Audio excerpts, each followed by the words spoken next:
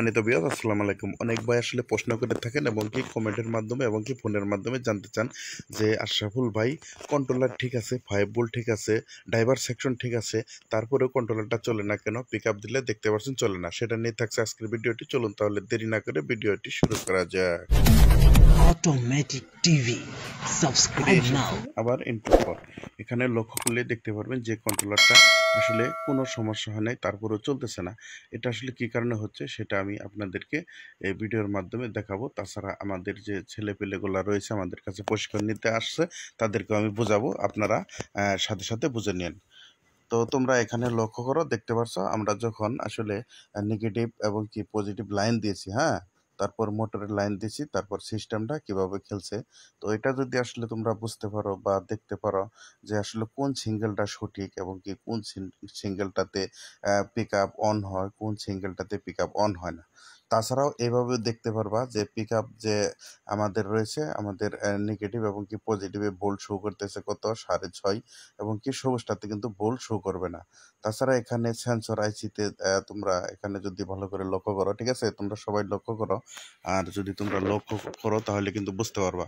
আর বিষয়গুলো তোমরা সবাই খুব মনোযোগ সহকারে দেখো, দেখতে পাচ্ছ কোনোটাতে কিন্তু 7 ভোল্ট, কোনোটাতে 6 ভোল্ট, এই ধরনের সমস্যা হয়ে গেছে। এটা কি কারণে হয়েছে এটা কিন্তু আসলে মেরামত করতে হবে। এই যে যার কারণে ভোল্ট বেশি হওয়ার কারণে কিন্তু এই ধরনের সমস্যাটা হচ্ছে, ঠিক আছে। অর্থাৎ সেন্সর আইসি কাজ করতেছে না, আইসি ভালো, মোটর ভালো, তারপরেও ঝাঁকি দিয়ে স্টার্ট হয়। এ ধরনের সমস্যাগুলো সমাধান করাটা কিন্তু অনেক গুরুত্বপূর্ণ, ঠিক আছে। তোমরা ভালো করে যদি লক্ষ্য করো তাহলে কিন্তু খুব সুন্দরভাবে এটা মেরামত করতে পারবা। তো আমরা আসলে ড্রাইভার সেকশনে একটু দেখবো যে ভোল্ট সঠিক আছে কিনা। তো তুমি পিক আপটা দাও, যখন পিক আপ দিচ্ছ তখন দেখতে পাচ্ছ 31 ভোল্ট দেখাচ্ছে। পিক আপ 32 খরচ হওয়ার পরেও কিন্তু আমার কন্ট্রোলারের ভিতর রয়েছে। যেহেতু ক্যাপাসিটার 80 ভোল্ট পর্যন্ত অথবা 100 ভোল্ট পর্যন্ত ক্যাপাসিটার থাকে, সেক্ষেত্রে কিন্তু এই কন্ট্রোলারের ভিতরে ক্যাপাসিটার কিন্তু ভোল্ট ধরে রাখে। যখন ভোল্ট ধরে রাখে সেই ভোল্টটাই কিন্তু দেখাচ্ছে, ঠিক আছে। তো অবশ্যই এখানে যদি পিক আপ ছেড়ে দাও তাহলে কিন্তু 60-62 সঠিক দেখাবে। এখানে যদি তোমরা লক্ষ্য করো, ঠিক আছে, এখানে 4.5 থেকে 5 ভোল্ট দেখাবে। এখানে এটা 78.5 যে আইসিটা রয়েছে, এক পাশে 15-16 ভোল্ট আর এক পাশে 5 ভোল্ট, সেটা অবশ্যই সঠিক রয়েছে। তো তারপরেও কিন্তু এ ধরনের এলোমেলো ভোল্ট দেখাচ্ছে। তো এই ধরনের এলোমেলো ভোল্ট আসলে কি কারণে দেখা? এই কন্ট্রোলারটা যদি তোমরা উল্টিয়ে দেখো, এখানে যদি কোনো ড্রাইভার সেকশনের ক্যাপাসিটার হোক অথবা পাওয়ার সাইডের যদি কোনো ক্যাপাসিটারের লাইন এক সাইডে না পায়, অর্থাৎ পজিটিভ সাইডে যদি না পায়, ক্যাপাসিটারের মাধ্যমে যদি ভোল্টটা ফিল্টার না হয়, সেক্ষেত্রে কিন্তু সেই ভোল্টেজটা তোমার আইসিতে, অন্য যে আইসিগুলো এগুলোর ভিতরে চলে যাবে। এগুলো খুব সঠিকভাবে ক্যাপাসিটারগুলো সঠিকভাবে লাগিয়ে দিবে, তাহলে কিন্তু ভোল্ট এলোমেলো হবে না, ঠিক আছে। তাহলে কিন্তু খুব সুন্দরভাবে তোমরা ভোল্টগুলো দেখতে পারবে। তো এখন আমার দেখতে পাচ্ছ যে আইসির 5টা তার, এটা আমি খুলে তোমাদেরকে সঠিকভাবে দেখাবো। তো দেখতে পাচ্ছ তোমরা যে ক্যাপাসিটারটার আসলে একটু লোড ছিল, ক্যাপাসিটারটা লাইন পায় নাই, যার কারণে হয়তো ভোল্টটা এখানে তোমার বেশি আসতো, 1-2 ভোল্ট বেশি আসতো। তো ছোট ছোট যে ক্যাপাসিটারগুলো, এগুলা যদি একটা লাইন না পায়, সেক্ষেত্রে কিন্তু তোমরা কিন্তু দেখতে পারছো অনেক ধরনের ভোল্টের বিভিন্ন ধরনের আপ ডাউন হয়, ভোল্ট কম বেশি এ ধরনের হয়।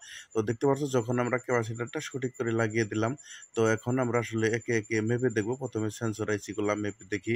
তো কালার সাথে দিলাম, দেওয়ার পর বাকি যে আমার লালে দেখতে পাচ্ছ 15 ভোল্ট রয়েছে, এবং কি সবুজ টার্মিনালে 4 ভোল্ট রয়েছে, এবং কি নীল টার্মিনালে আমাদের কত 4.4 ভোল্ট রয়েছে, এবং কি ইরো কালার হলুদ টার্মিনালও কিন্তু আমার সঠিক ভোল্ট রয়েছে। আগে কিন্তু ভোল্ট 7 এবং কি 6.5, 7.5 এরকম দেখাইতো, এখন কিন্তু আমার সঠিক ভোল্ট এসে গেছে। এখন কিন্তু 100% এই আমাদের যে কন্ট্রোলার আইসি এবং কি মোটরের সেন্সর আইসি 100% কিন্তু কাজ করবে।